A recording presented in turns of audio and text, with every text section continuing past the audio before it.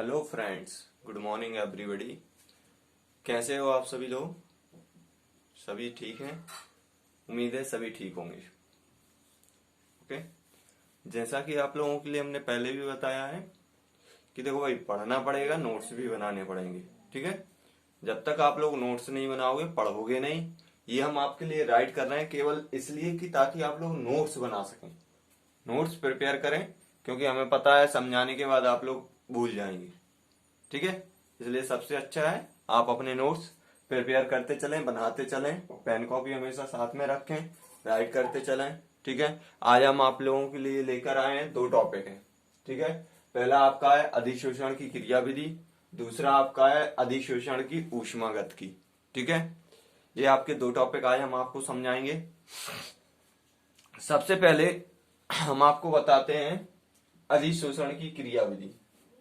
अधिशोषण की क्रिया विधि सबसे चीजें ये सब भूल जाओ, अभी आप ये इतना भूल जाओ। ठीक है, अपन आते हैं इस पे। जब कोई सरफेस पर कोई द्रव के ऊपर, द्रव के सरफेस पर कोई कण हो या पार्टिकल्स हो, वो क्या करेंगे?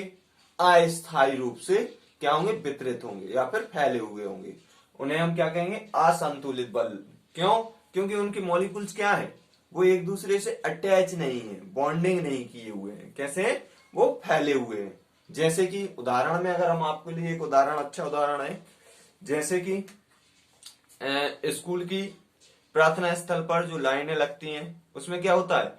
एक बॉन्डिंग बनती है, पूरी बनती है, एक रो बनती है। उसी प्रकार से दूसरा, जब उसमें बॉन्डिंग बनती है तो वो क्या होता है? संतुलित बल। क्या होता है वो? संतुलित बल। और दूसरा, जब वो संतुलित अवस्था में होते हैं, एक पंक्तियों में होते हैं, तो क्या होगा? वो प्रार्थना स्थल के लिए हम क्या कह सकते हैं कि ये पूरा संतुलित है। उसी अवस्था में अगर हम देख लिया जाए, किसी मेले में पहुंच जाओ, मेले में देखो क्या होगा? सभी यहां वहां बिखरे हुए होंगे, वो क्या होगा? असंतुलित। ठीक है, वो क्या होगा? असंतुलित बल। ठीक है, इसके लिए हमने उदाहरण दिया है। इसमें आपका जो असंतुलित बल का परिणामी बल क्या होगा? क्या होगा? असंतुलित बल का परिणामी बल क्या होगा? नीचे की ओर होगा। कैसा होगा? नीचे की ओर लग रहा होगा। क्यों? क्योंकि वही पार्टिकल्स हैं, द्रव में क्या होंगे? घुल जाएंगे, बॉन्डिंग करेंगे जल के मॉलिक्यूल से। क्या करेंगे? वो पार्टिकल्स क्या करेंगे? घुलेंगे, तो क्या होगा? वो नीचे की तरफ जाएंगे। जब नीचे की तरफ जाएंगे तो वो क्या होंगे? संतुलित बल में कन्वर्ट हो जाएंगे। क्यों? बॉन्डिंग कर लेते हैं वो। ठीक है, इसी प्रकार से संतुलित बल में परिणामी बल क्या होगा? शून्य होगा। क्यों? क्योंकि ऑलरेडी वो तो पहले से ही घुल चुका है, वो बॉन्डिंग कर चुका है, मतलब एक रो में हो चुका है, तो उसका बल क्या होगा? शून्य होगा, क्योंकि बराबर लगेगा चारों तरफ। क्या होगा? चारों तरफ बराबर लगेगा उसका बल, तो इसका परिणामी बल क्या होगा? शून्य होगा। और असंतुलित बल का परिणामी बल क्या होगा? नीचे की तरफ, मतलब ऋणात्मक होगा। कैसा होगा? ऋणात्मक होगा। ठीक है, यही समझी इसमें है आपकी पूरी पूरी। क्या है इसमें? यही समझी आपकी पूरी इसमें है। ठीक है, क्या है? किसी द्रव अधिशोषक के अंदर उपस्थित कणों पर दूसरे कणों द्वारा सभी दिशाओं में अनेक आकर्षण बल कार्य करते हैं।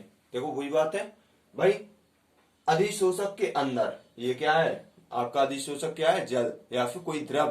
ठीक है, द्रव है, उसमें दूसरे कणों, मतलब अणु भी अपन बोल सकते हैं उन्हें, दूसरे कणों द्वारा सभी दिशाओं में अनेक आकर्षण बल कार्य करते हैं। मतलब ये इसमें हमने कोई पार्टिकल्स डाल दिए, क्या करेगा?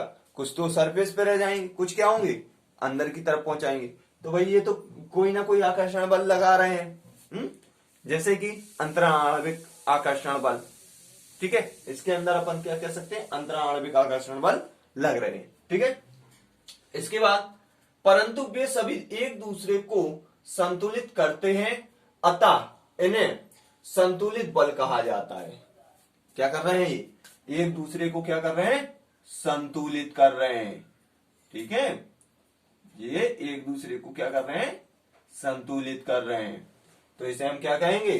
संतुलित बल। ठीक है, इसलिए इनका परिणामी बल कैसा होता है? शून्य होता है। क्या होता है? शून्य होता है परिणामी बल, क्योंकि वो बराबर दिशाओं में लगा रहे हैं बल। ठीक है, परंतु जो अणु पृष्ठ पर होता है उस पर लगने वाले सभी आकर्षण बलों का योग शून्य होता है। ठीक है, इस पर लगने वाले आकर्षण बलों का परिणामी नीचे की ओर होता है। भाई इसका परिणामी बल शून्य हो रहा है, परंतु ये क्या हो रहा है, नीचे की तरफ लगा रहा है, मतलब ऋणात्मक दिशा में जा रहा है। ठीक है, मतलब जब तक वो स्थायी नहीं होगा तब तक वो नीचे की तरफ लगाता रहेगा। ठीक है, इसके बाद इसलिए इन बलों को असंतुलित बल कहते हैं। इसलिए इन बलों के लिए क्या कहते हैं हम, असंतुलित बल कहते हैं। ये बल ही गैसों के अणुओं को द्रव की सतह पर अधिशोषित करते हैं। क्या करते हैं, ये बल ही गैसों के अणुओं को द्रव की सतह पर अधिशोषित करते हैं। ठीक है, अब इनमें जब कोई बल लगेगा, अंतराण्विक आकर्षण बल लगेगा, तो क्या होगा, पृष्ठ तनाव उत्पन्न होगा। फिजिक्स में आपने पढ़ा होगा पृष्ठ तनाव की परिभाषा। ठीक है, उसके लिए हमने आपके लिए एक नोट बना के लिखा हुआ है, द्रव की सतह पर लगने वाले इन असंतुलित बलों के कारण ही उनमें पृष्ठ तनाव का गुण उत्पन्न होता है। क्या होता है, पृष्ठ तनाव का गुण उत्पन्न होता है। ठीक है, इसके बाद ये आपके लिए समझ में आ गया होगा, उम्मीद है सभी को समझ में आया होगा। ठीक है, इसके बाद हम आगे बढ़ते हैं। ये आपकी समरी है, ये आप लोग राइट कर लेना। ठीक है, इसे हम मिटाएंगे, इसके बाद ये समझाएंगे आपको। ठीक है,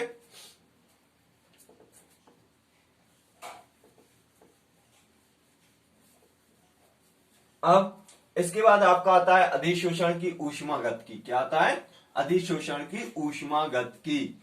अधिशोषण की ऊष्मागतिकी में हम आपको बताएंगे, सबसे पहले अधिशोषण की ऊष्मागतिकी किसके ऊपर आधारित होती है, गिब्स होल्ट्जमैन समीकरण के ऊपर आधारित होती है। कौन से समीकरण पे, गिब्स होल्ट्जमैन समीकरण।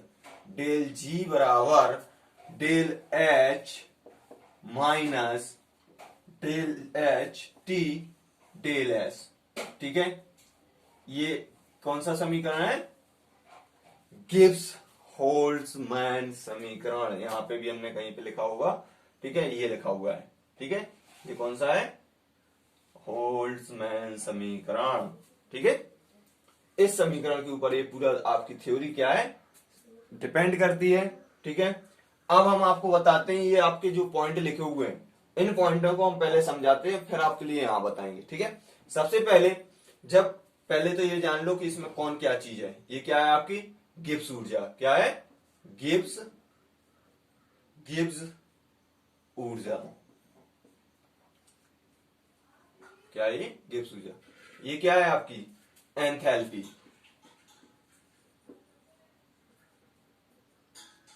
एंथैल्पी। ठीक है, ये क्या है, ताप है। क्या है, ताप है। ये क्या है, एंट्रोपी। ट्रॉपी।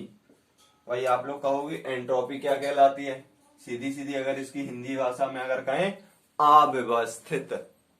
अव्यवस्थित। ठीक है, असंतुलित भी कह सकते हैं या फिर अव्यवस्थित भी कह सकते हैं। ठीक है, एंथैल्पी क्या है, एनर्जी है, और आपकी गिब्स ऊर्जा आपका डेल जी है। ठीक है, अब सबसे पहले फर्स्ट पॉइंट पे आते हैं अपन। सबसे पहले ये जो अभिक्रिया, ये क्या करती है, शुता अभिक्रिया को प्रेरित करती है। क्या करती है, शुता अभिक्रिया के लिए ये क्या करती है, उत्पन्न करती है, जिस कारण डेल जी का मान कैसा हो जाता है, ऋणात्मक हो जाता है। कैसा हो जाता है, ऋणात्मक हो जाता है। ठीक है, शुता अभिक्रिया के लिए गिब्स एनर्जी का मान कैसा हो जाता है, ऋणात्मक हो जाता है। इसके बाद आपके लिए अधिशोषण में असंतुलित बल लगने के कारण क्या है, अधिशोषण में आकर्षण बल लगने के कारण आपका एंथैल्पी का मान कैसा हो जाता है, ऋणात्मक हो जाता है। क्यों, अधिशोषण अधिशोषण पर, सीधा लिखें, अधिशोषण होने पर एंथैल्पी का मान क्या हो जाता है, डेल एच का मान क्या हो जाता है, ऋणात्मक हो जाता है।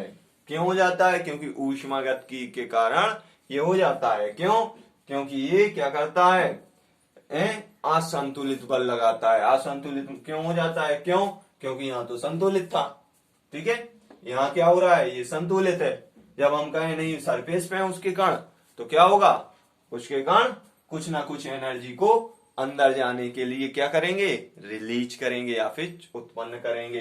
तो जिस कारण इसका मान कैसा हो जाता है, ऋणात्मक हो जाता है। इसके बाद तीसरा पॉइंट आपको हम बताते हैं, क्या रह गया इसमें, आपका रह गया एंट्रोपी।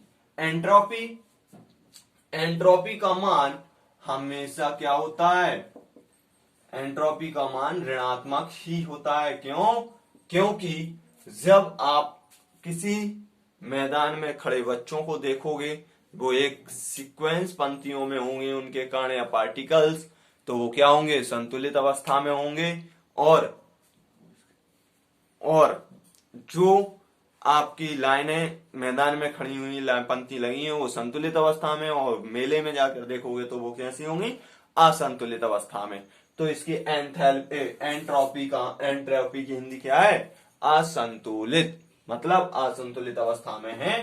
तो इसका भी मान कैसा हो गया, माइनस में हो गया या फिर कम हो गया, ठीक है।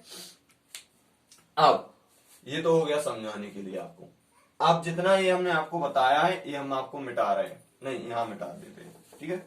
ये देख लो, अब जब इन्होंने गिब्स होल्ट्ज अभिक्रिया इन्होंने बोली, होल्ट्जमैन समीकरण जो था उनके अनुसार तो ये है, बट अपने उस अधिशोषण की ऊष्मागतिकी के अनुसार डेल जी का मान माइनस में है, डेल एच का मान माइनस में है, और डेल एस का मान भी कैसा है, माइनस में ही है, ठीक है। जब ये तीनों मान माइनस में है तो हमने इसमें माइनस में मान रख दिए, क्या कर दिया, माइनस में मान रख दिए। तो क्या हो गया, ये आपका परिवर्तन इसमें आ गया, ये परिवर्तन इसमें आ गया। जब ये परिवर्तन आ गया तो हम कह सकते हैं कि भाई ये तो कहेगा नहीं हम बड़े हैं, ये कहेगा हम बड़े हैं। तब क्या क्या कंडीशन बनेगी, यहां पे सीधी सीधी सी कंडीशन बनेगी कि del S T sorry more than ये, और दूसरी कंडीशन बनेगी less than del S T, ठीक है, या फिर जी, ये आपकी कंडीशन बनेगी। तब जाके आपको हम आपसे कह सकते हैं कि इनका मान, गिब्स फ्री एनर्जी का मान कैसा होना चाहिए, शून्य होना चाहिए। क्यों, ये दोनों किससे कम है, इससे कम है, ठीक है, इससे कम होने के कारण इनका मान कैसा हो गया, शून्य हो गया। इसके बाद हम आपको इसकी जो पॉइंट हमने आपको राइट किए हैं वो आप देख लो। अब थोड़े अधिशोषण की ऊष्मागतिकी में thermodynamics of absorption, thermodynamics of absorption में आपके लिए हमने बताया है अधिशोषण होने पर पृष्ठों की असंतुलित बलों में कमी आती है। पहले भी हम समझा चुके हैं, असंतुलित होगी तो उसमें क्या होगी, गिरावट होगी, उनके अणुओं के मध्य जो बंध बनने वाला था वो क्या होगा, दूर हो जाएगा, तो उसके मध्य क्या हो जाएगा, असंतुलित बंध उत्पन्न होते हैं, जिस कारण उनके मध्य नए बंध बनते हैं, और उसी से जो ऊष्मा निकलती है उसे हम क्या कहते हैं, ऊष्मा भी निकलती है, जिस कारण इनका मान कैसा हो जाता है, डेल एच का मान ऋणात्मक हो जाता है, एंथैल्पी का मान, ठीक है। इसके बाद दूसरा पॉइंट है, जब किसी गैस का अधिशोषण होता है, मतलब जब कोई गैस किसी द्रव गैस को सोखती है तो क्या होता है, उसका मान कैसा हो जाता है, एंथैल्पी क्या हो जाती है, घटती है। चाहे स्वाभाविक सी बात, वो अंदर जाएगा, उसके बॉन्ड क्या होंगे, पहले घुलेंगे फिर उसके बाद बॉन्डिंग होगी, तो बॉन्डिंग होगी तो उसकी क्या होगी, पृष्ठ तनाव बढ़ेगा और एंथैल्पी का मान घटेगा, ठीक है। इस कारण से इनका मान क्या होगा, ऋणात्मक हो जाता है और डेल एस का मान क्या हो जाता है, ऋणात्मक हो जाता है। ठीक है, इसके बाद परंतु गिब्स होल्ड समीकरण डेल जी बराबर del H minus T del S के अनुसार स्वतः प्रक्रम के लिए डेल एस का मान ऋणात्मक ही होता है। ठीक है, ये देखो इन्होंने भी बोल दिया स्वतः प्रक्रम के लिए डेल एस का मान कैसा होता है, ऋणात्मक ही होता है। अभिक्रिया क्या कैसी कहलाती है, अभिक्रिया स्वतः अभिक्रिया कहलाती है। ठीक है, कुछ समय बाद डेल एच का मान डेल टी एस के बराबर हो जाता है। हमने यहाँ पे बताया था आपको कि कैसा हो गया था, डेल एस का मान किसके सॉरी डेल एच का मान टी डेल एस के बराबर हो जाता है। ठीक है, और डेल जी का मान कैसा हो जाता है, शून्य हो जाता है। इसे अधिशोषण या फिर साम्य अवस्था कहते हैं। ठीक है, जो इक्वल हो जाता है उसे साम्य अवस्था में परिवर्तन कर देते हैं। ठीक है, ये तो हो गई अपने टॉपिक की बात। अब हम आपसे कुछ डिस्कस करना चाहते हैं। उम्मीद है सभी को समझ में आया होगा। भाई जब तक आप लोग भागोगे नहीं, जब तक आप पढ़ोगे नहीं, तेजी से के साथ आप अपना मन नहीं लगाओगे, तब तक आप कुछ नहीं कर सकते हो। जब तक आप पढ़ोगे नहीं तब तक आप कुछ भी कर लो, कुछ भी नहीं होगा। जैसे कि आपके लिए एक उदाहरण देना चाहते हैं आज हम आपके लिए, एक मोटिवेशनल थोड़ी सी एक लाइन, 2-4 लाइनें बोलेंगे आपके लिए। सुबह उठो और भागो, इतना तेज भागो कि आप अपने लक्ष्य को छू लो।